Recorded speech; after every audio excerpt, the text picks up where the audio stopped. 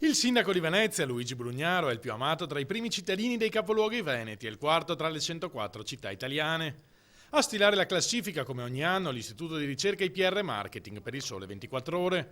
Brugnaro ha ricevuto l'approvazione del 60% degli elettori veneziani contro il 53,2% che lo aveva votato al ballottaggio del 2015. Sapere che tanti mi continuano a voler bene, per me è un grande piacere e soprattutto aiuterà molto la città di Venezia a risorgere e a dimostrare che una grande città, se risolve i propri problemi di bilancio, sociali, economici, poi può aiutare anche gli altri, perché l'aiuto degli ultimi è sempre nel cuore di chiunque pensa di voler governare. Per cui ancora una volta grazie ai veneziani e insomma in bocca al lupo a tutti noi per farcela, ce la possiamo fare, che la potremo fare.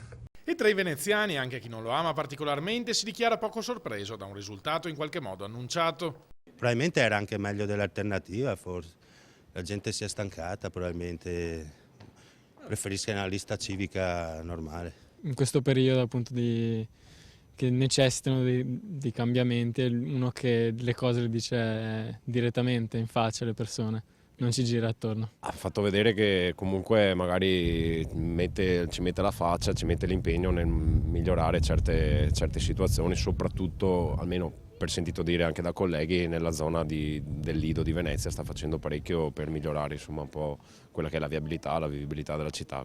Lasciamolo lavorare, sicuramente quello che ha promesso in qualche maniera penso che possa metterlo in pratica ed era anche giusto che fosse una persona diversa dal solito a prendere le redini di questa città.